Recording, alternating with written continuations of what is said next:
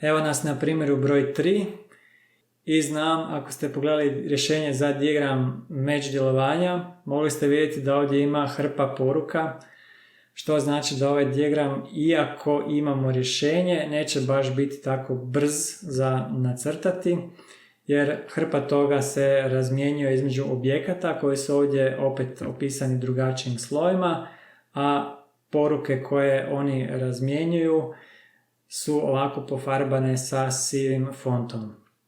Kroz tekst ste vjerojatno prošli, pa možemo ići ka rješenju. To je zadatak broj 3.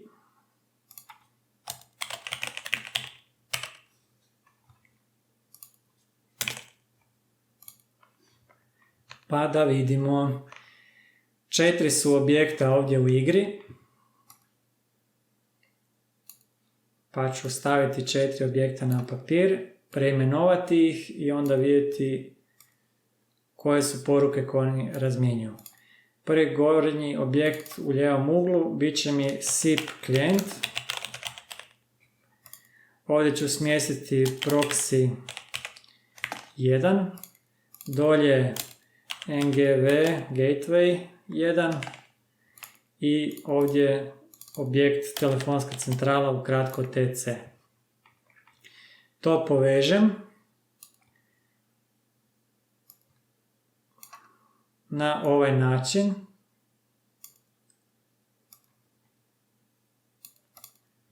Pa da vidimo što nam slijedi, koje su poruke na ovim relacijama. Budemo započeli, kao što i tekst kreće, od SIP klijenta koji šalje SIP invite proxy 1 i to je call akcija. Predlažem da pišemo ovdje negdje gore jer ćemo tu naslagati još hrpu drugih. Malo ću zoomirati. Dakle, prva poruka u nizu SIP invite. To je call akcija. Evo, već smo se navikli. Inače, možda se pitate zbog čega nismo recimo tu sad pisali umjesto ovog dispatch stavili SIP invite, pa onda na nekakav odgovor, jel, tu pišemo odgovor, pa onda opet ispod toga sljedeći nekakav call action. To je možda bilo zgodno ovako za prikazat, kako me ovo ždere.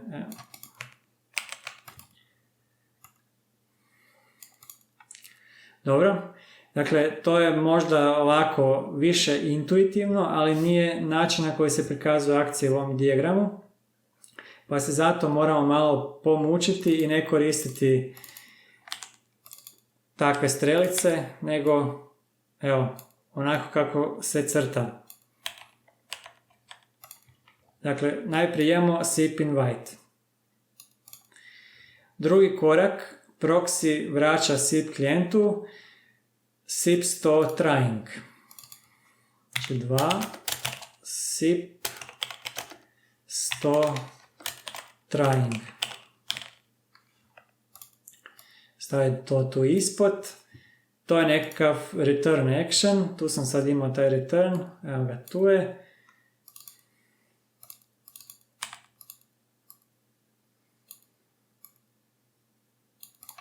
To je to. Korak broj 2. Korak broj 3.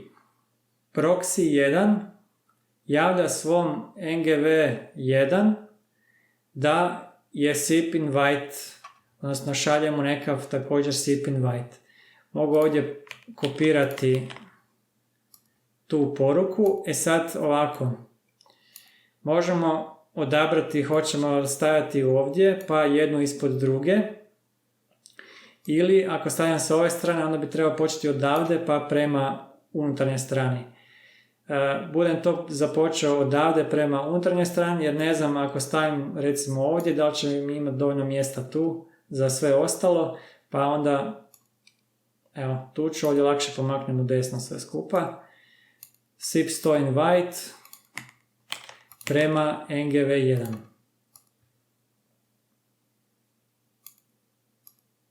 Znači prema dolje.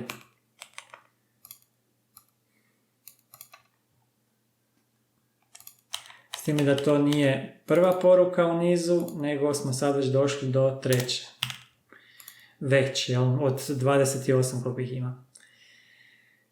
Četvrta stvar, opet imamo ovaj SIP 100 trying koji NGV1 vraća prema proxiju 1. Pa će to sad biti znači ovdje. To je return action, isti ovaj simbol, crtkana linija, prazna strelica. Prema gore vraćamo. I to nije druga poruka u nizu, nego četvrta.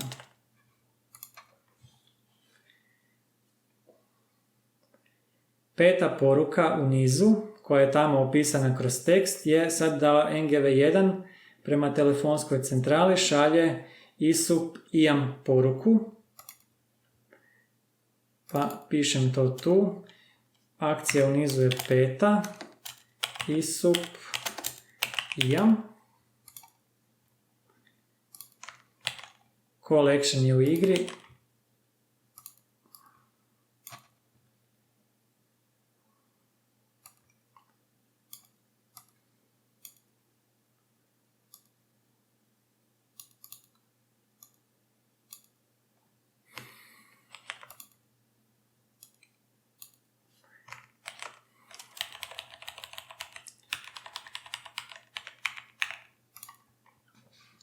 ISUP IAM. Šesta poruka u nizu. Telefonska centrala odgovara nazad. ISUP ACM. Smjestimo to ovdje dolje. To je nekav odgovor.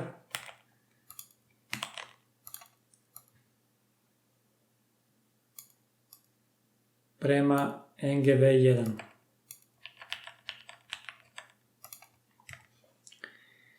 I sedma poruka u nizu ide ringing.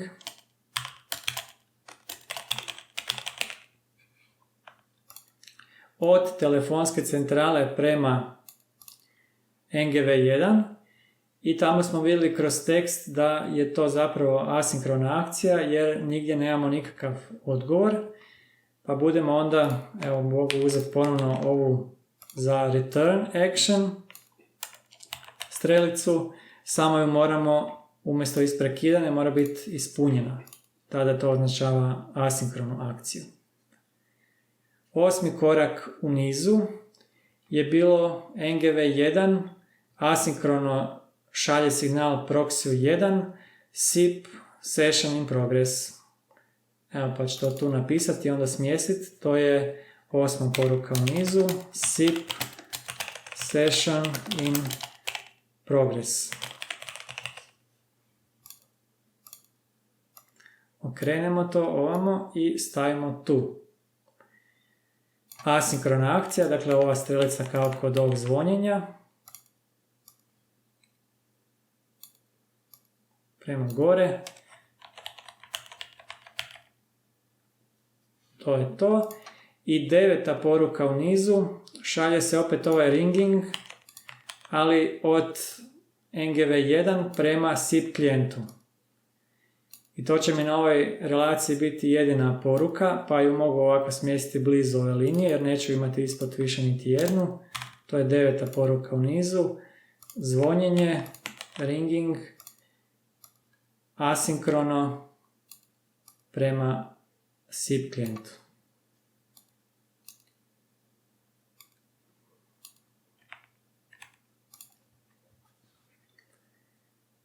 Deseta poruka. Proxy 1 također obavještava SIP klijenta da je session in progress. Pa ću, da ne tipkam to sve, iskopirati, upotrijebiti ovdje. To je deseta poruka u nizu. SIP session in progress. Asinkrona akcija. A možda mi je lakše ovu promijeniti da nije više crtkana, nego okretati ove koje sam već stavio pod određeni kut. Evo, SIP session in progress. 11. poruka u nizu zapravo kreće od telefonske centrale nakon što se netko javi tamo na strani onoga kog se zove u fiksnoj mreži. Pa ćemo evo tu to postaviti. Moramo samo paziti, tu smo došli do broja 10, znači 11. poruka u nizu. ISUP answer je tamo bilo.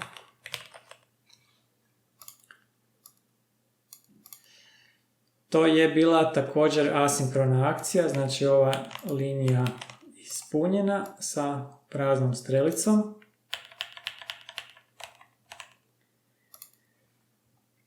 Dvanaesta poruka u nizu ide od NGV1 prema Proxy 1, kaže SIP 200 OK.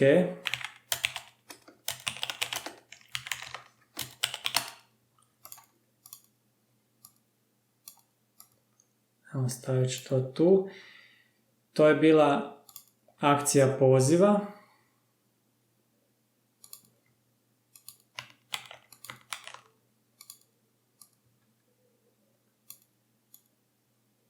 SIP 200 OK.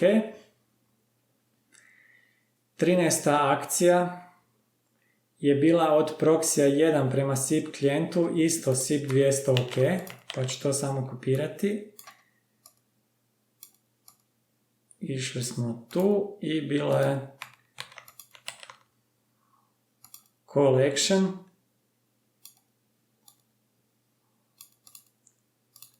SIP 200 OK, samo normalno nije 12 u nizu, nego smo sad došli do broja 13. U 14. koraku SIP klijent vraća Proxy 1, SIP ACK, dakle onaj acknowledge.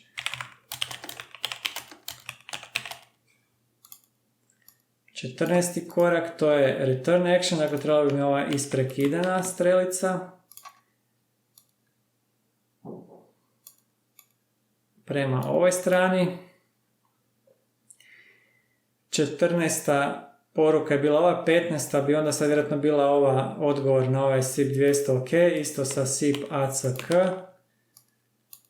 samo je 15. u nizu.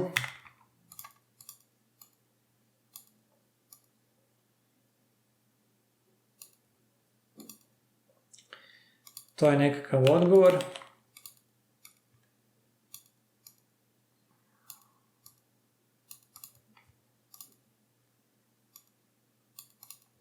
Znači sad smo opet došli do NGV1. 16. poruka u nizu zapravo opisuje sad već onaj slijed kada se sesija raskida.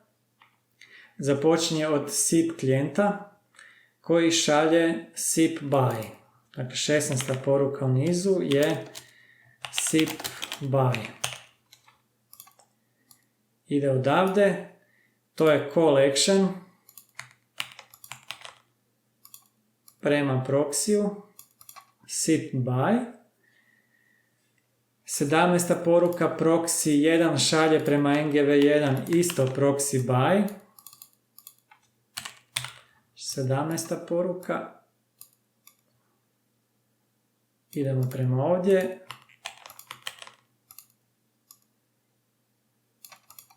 SIP buy. 18. poruka NGV1 vraća proxiju SIP 200 OK. To smo već imali, evo to je tu. SIP 200 OK, samo što je to sada odgovor. Pa je onda ova crtkana linija. Isto tako i ovdje. SIP 200 OK, proxy 1 odgovara SIP klijentu na ovaj call action, vraća return. To je tu, samo što ovo tu normalno nije bila 12. poruka, ovo je bila 18.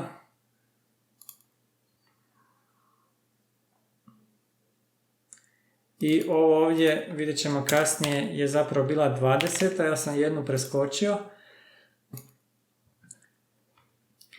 19. poruka je zapravo od NGV1 prema telefonskoj centrali ISUP release.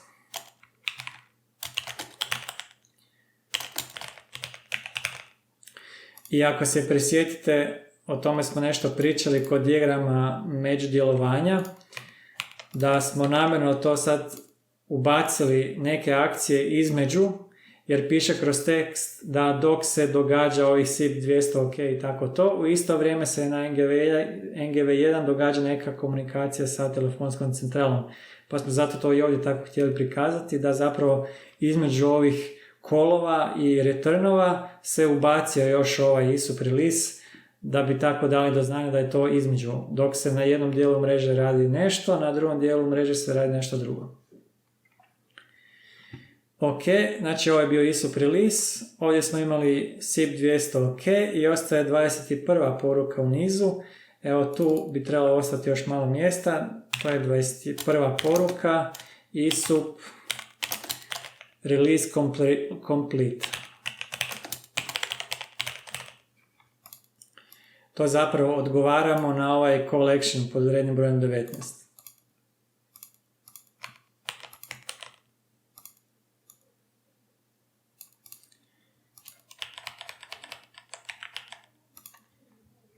Eto. I sad malo ako bacimo pogled na ovo, dijagram je završen, no možda nije baš toliko čitljiv, jel?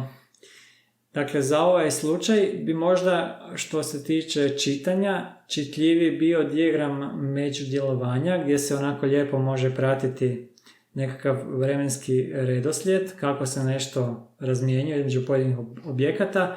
Ovdje je možda malo teže pratiti to, zato što brojevi sad tu idu svakako 1, 2, 10, 13, 14, tu je 5, 6, 18 i tako dalje. Pa ovdje je možda malo teže pratiti, aha, tu je broj 1, tamo je broj 2, pa 3, pa 4, jel? Ali zbog toga je, kao što smo pokazali na prethodnom primjeru, odnosno na onom prvom, ovaj je dijagram pak zgodan ukoliko želite zapakirati te objekte, ne bi li dali do znanja da je to sad jedan element, na primjer mreže, a na nekom drugom elementu mreže se događa nešto drugo. Dakle, evo, što se tiče konkretno ovog slučaja, možda ovo nije najsretniji dijagram, ali može se i njime prikazati ona komunikacija. Eto, to je to.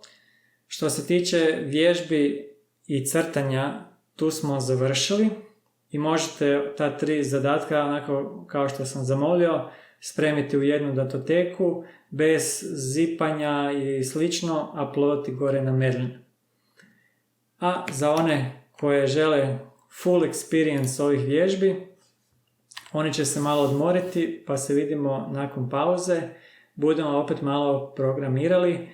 Ovaj puta ne baš toliko, da tako kažem, jednostavno, odnosno aplikacija će biti jednostavna, tako ćemo napraviti, ali zapravo ispod nje će biti dosta toga za programiranje, pa ćemo onda vidjeti malo i kako ti objekti kod te aplikacije koju razradimo komuniciraju između sebe. No, o tome nakon pauze, pa opet malo odmorite.